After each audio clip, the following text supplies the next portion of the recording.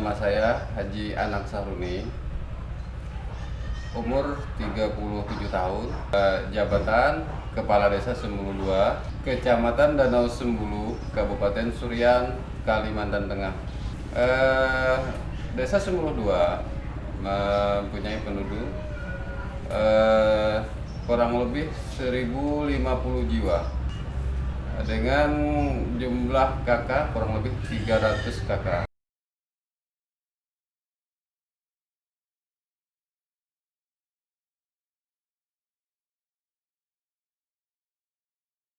Setelah perusahaan perkebunan masuk ini, apa yang pengaruhnya terhadap kehidupan masyarakat yang ada di sini? Ya, kalau dengan masuknya perusahaan, terutama ya perusahaan kelapa sawit yang ada di wilayah kami, pengaruhnya sangat besar sekali ya. Memang dari segi positifnya ada, namun yang segi negatifnya yang kami nilai selama kami menjabat kurang lebih 4 tahun, ini sangat-sangat besar sekali efek negatifnya sangat besar sekali yang terjadi di khususnya di desa kami.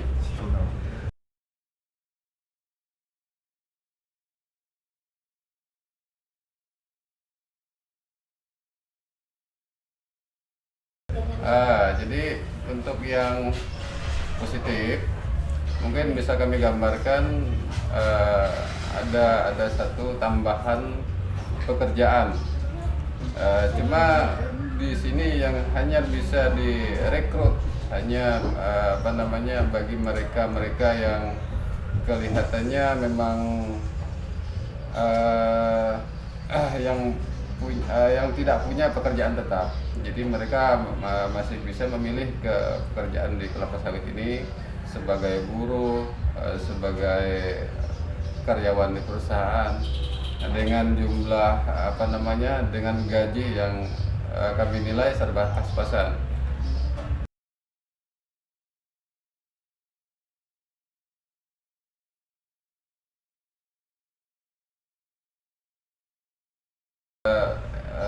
Salah satu yang kami sebutkan tadi bahwa di situ ada efek positifnya, terutama dengan masalah dengan lapangan pekerjaan.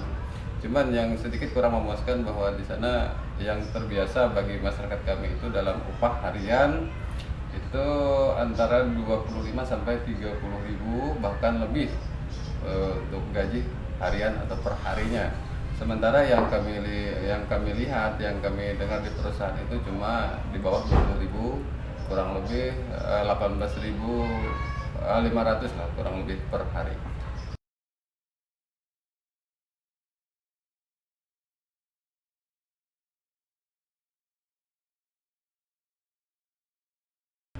Jadi kami merasa di sini ada sedikit penurunan penghasilan, dan yang di sana yang hanya bisa bekerja di sana terutama ini pihak wanita yang mungkin sebagai tambahan untuk penghasilan keluarga, dan juga anak-anak yang putus sekolah juga banyak yang kerja di sana.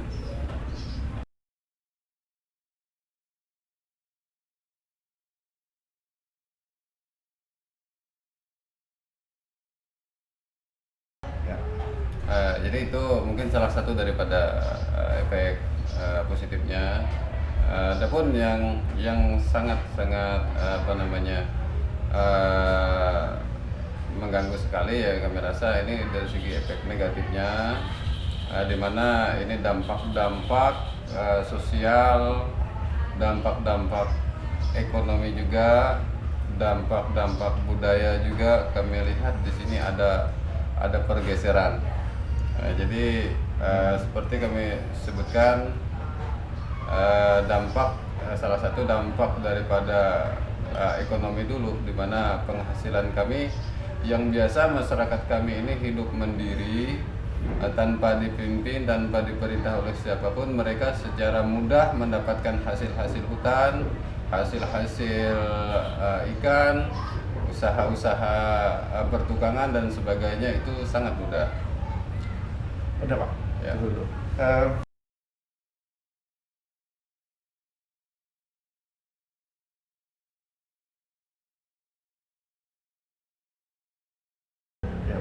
Dan bagi masyarakat kami yang khususnya peladang, petani, beberapa tahun terakhir ini agak mendapat kesulitan ya. Pertama, terbatasnya lahan untuk membuka ladang atau persawahan atau pertanian tersebut. Yang kedua, ada sarangan hama yang namanya hama belalang.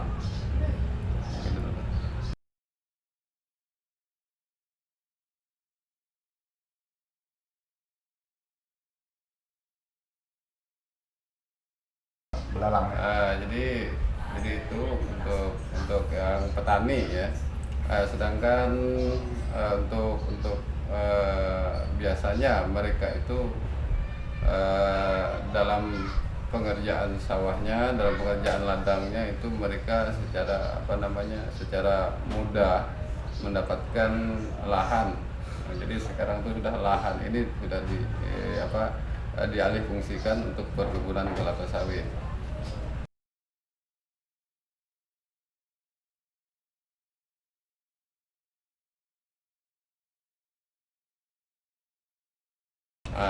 Yang pertukangan mereka sudah sulit sekali mencari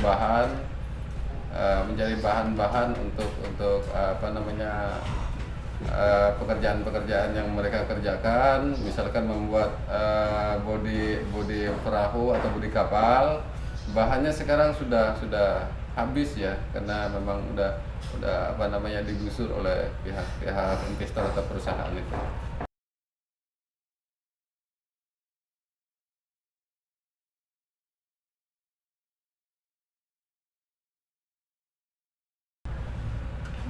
Yang bidang perikanan, untuk yang bidang perikanan, di mana kami melihat di sini beberapa jenis ikan sudah punah. Ada jenis ikan yang korengan, ada jenis ikan yang sangat mahal untuk mungkin dipasarkan ke luar negeri. Yang namanya itu arwana, juga betutu, kelihatannya sekarang sudah ada masalah ya, terutama dari fisiknya bisa ada korengan dan populasinya pun kelihatannya sangat kecil sekali.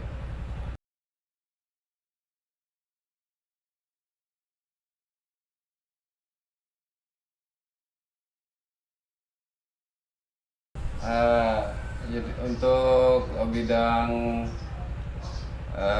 sosial, di sini yang sangat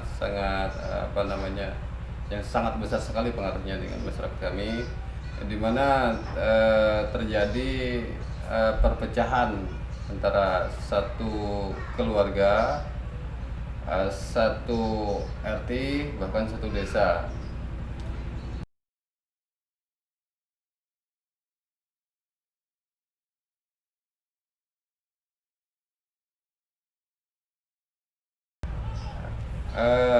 Yang jadi masalahnya karena dari pembebasan lahan yang kelihatannya tidak sesuai jalur, baik itu jalur yang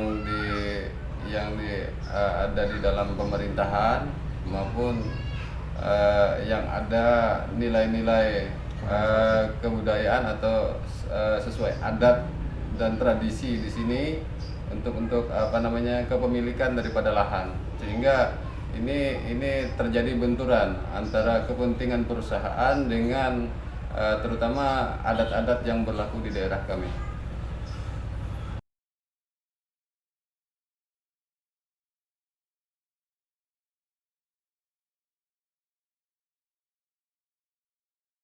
Apa Bapak punya tanah yang sudah diambil juga perusahaan?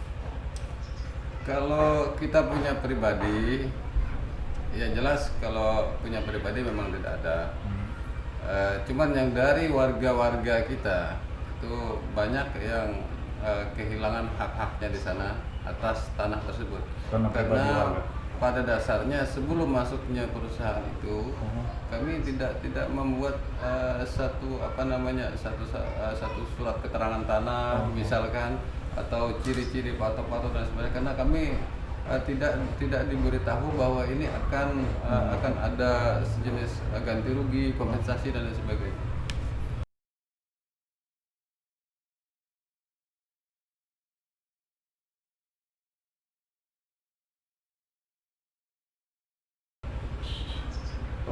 Apakah perusahaan mengakui juga tentang keberadaan desa? Jelas sebenarnya perusahaan mengakui keberadaan desa, cuman aturan yang dipakai itu artinya tidak menghargai dengan apa yang ada di desa. Jadi mereka bawa aturan sendiri dan keinginan sendiri yang dapat dukungan dari oknum-oknum pemerintah yang maunya kenyang sendiri.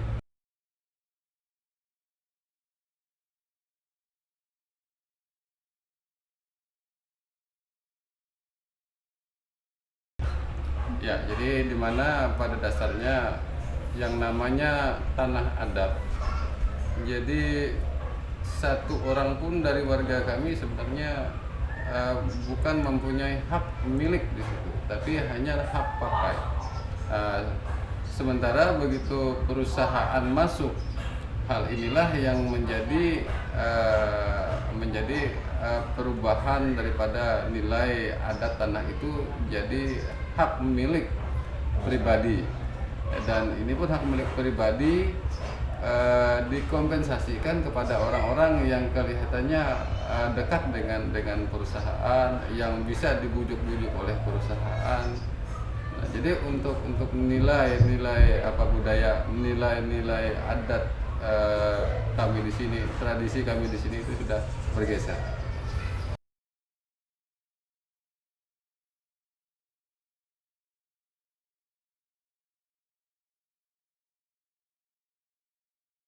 Jadi di sini kami melihat ada pergeseran, bahwa sebenarnya bagi masyarakat kami sebelum masuknya perusahaan itu, ini adalah hak milik bersama, adalah sifatnya tidak mengakui sebagai hak milik pribadi.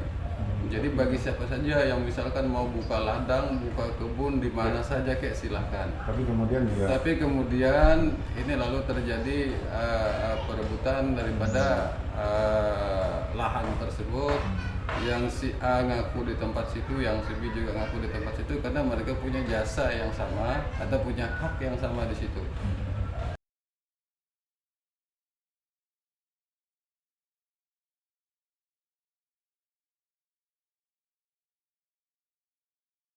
Tetapi Pak,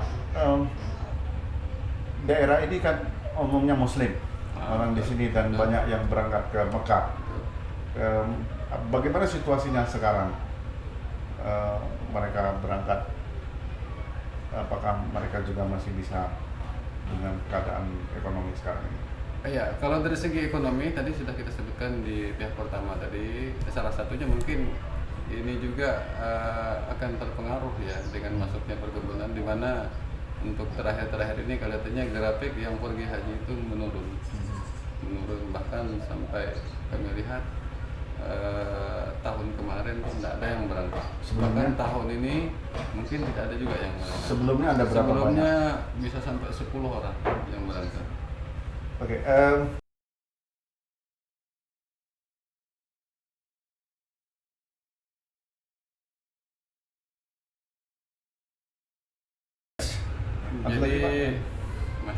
Jadi yang dampak sosialnya bahwa tadi secara kronologis terakhir itu akan timbul premanisme yang dari pihak, ya mungkin boleh kita sebut kayak bedigat atau tukang pukul dari pihak perusahaan ini, yang mereka rekrut dari orang-orang yang mudah mereka kuasai. Lalu di sini timbul beberapa kelompok masyarakat yang ada yang pro dan ada yang kontra, ada yang kecewa dan lain sebagainya. Disinilah sumber daripada perpecahan yang terjadi di desa kami.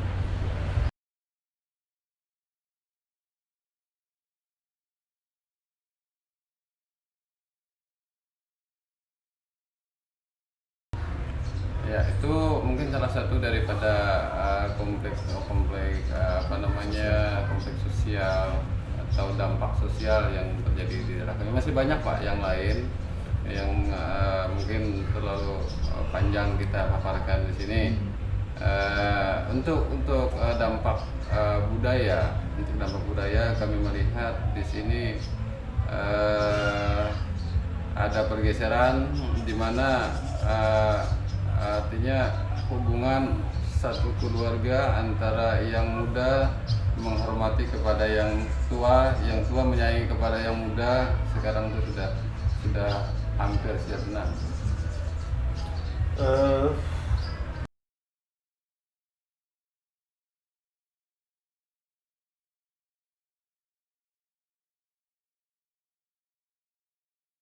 Jadi budaya-budaya yang biasa seperti kami sini yang punya nilai Islam, budaya-budaya Islam, karena di sini 100% atau mayoritas Islam. Jadi budaya-budaya Islam itu sudah bergeser dengan masuknya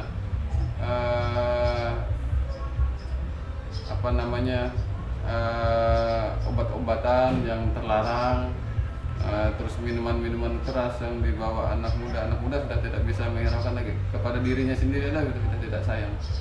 Jadi apalagi kepada istilahnya mengganggu orang lain, mengganggu fasilitas umum sudah sering terjadi.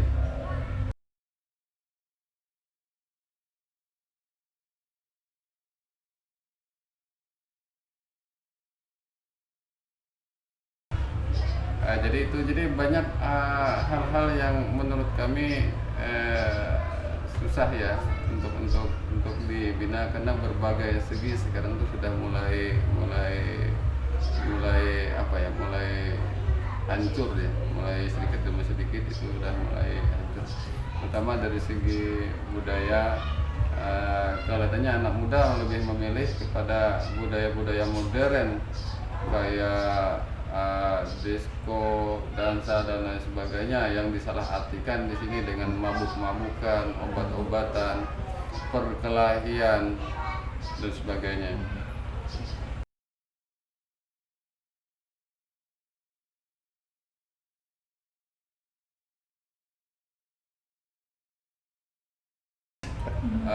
Pernah terjadi dari warga kami 2 orang meninggal dunia karena overdosis.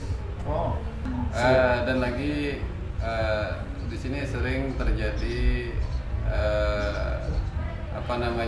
hubungan suami istri di luar aturan agama ya. Artinya antara tetangga atau apa? Ini istilahnya sesama anak muda. Free sex. Mungkin sejenis itu yang terjadi, sehingga ada yang putus sekolah, anak-anak pelajar. Ya, jelas bertolak belakang dengan budaya kami. Biasanya ini ada aturan-aturan agama yang mensahkan hubungan suami istri itu bagi yang bersangkutan. Oke.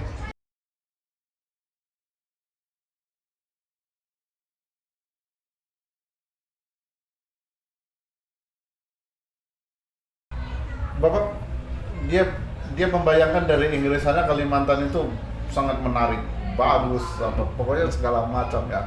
Baik, ada tempatnya, ada satwanya gitu. Komentar Bapak apa tentang Pulau Kalimantan ini? Ya, sebenarnya ya kalau memang dipandang dari luarnya memang kurang lebihnya mungkin demikian. Artinya dilihat dari segi luarnya mungkin demikian. Cuma yang terjadi di sini penghancuran hutan secara besar-besaran kami nilai ya, penghancuran hutan secara besar-besaran sudah terjadi dan sudah terjadi dan terus terjadi sehingga ini akan bukan jadi hutan lagi, hutan kita mungkin nanti akan beralih fungsi.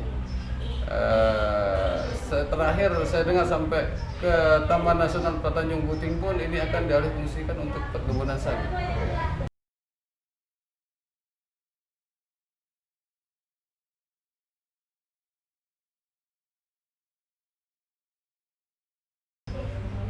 Ya, mungkin di mana kami melihat akan terjadi nanti binatang-binatang, hewan-hewan yang ada di hutan itu akan punah semua karena hutannya sudah beralih fungsi dari yang tadi hutan belukar yang besar-besar akan jadi lahan yang tandus, akan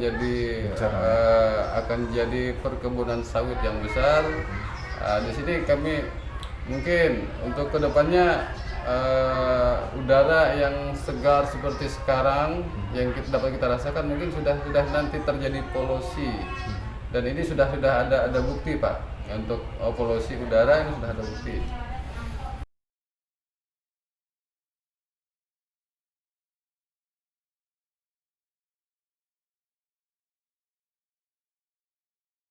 Sekarang orang di Inggris itu berpendapat Kalimantan adalah masih hutan banyak, tapi kenyataannya kan ada banyak kebun kelapa sawit yang menghancur-hancurkan hutan itu. Bapak mau pesan apa sama orang di Inggris sana terhadap aktivitas penghancuran kelapa sawit, hutan dengan kebun ini? Mau menyampaikan pesan apa?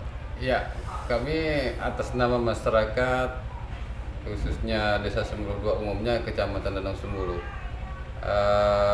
berharap besar kalau bisa untuk pengelolaan hutan terutama yang berada di daerah kami, artinya bisa memperhatikan kelangsungan hidup terutama masyarakat yang ada di wilayah kami, juga komunitas hidup lainnya yang ada di daerah sini yang jadi kekayaan kami di sini. Artinya tolong diperhatikan sebagaimana layaknya kami sebagai warga atau sebagai manusia yang punya hak dan kewajiban untuk menghidupi keluarga, untuk menyusun rumah tangga dan lain sebagainya. Jadi kami sangat berharap dalam pembukaan lahan atau pembukaan kelapa sawit ini bisa berpihak kepada masyarakat sekitar tentunya, dengan memperhatikan dampak-dampak sosial, ekonomi, budaya, dan juga lingkungan, artinya dengan tata ruang yang jelas. Jadi tidak istilahnya semaunya. Mungkin bisa disambung-sambung Pak. Ya.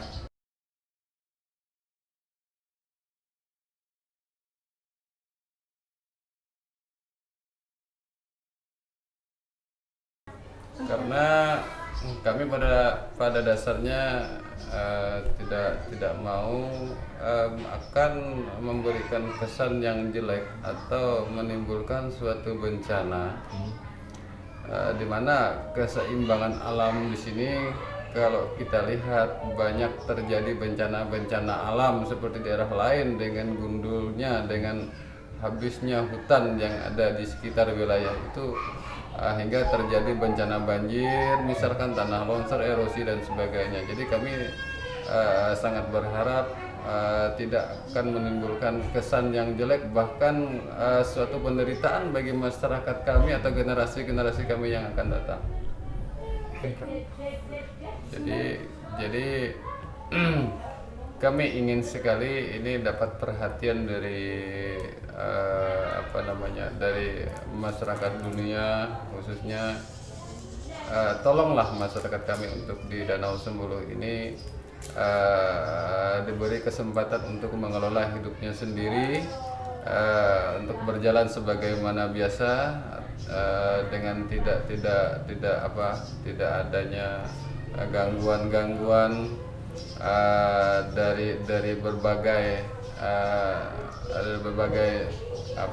hal yang mungkin di luar dari batas kemampuan kami untuk mencari jalan keluarnya.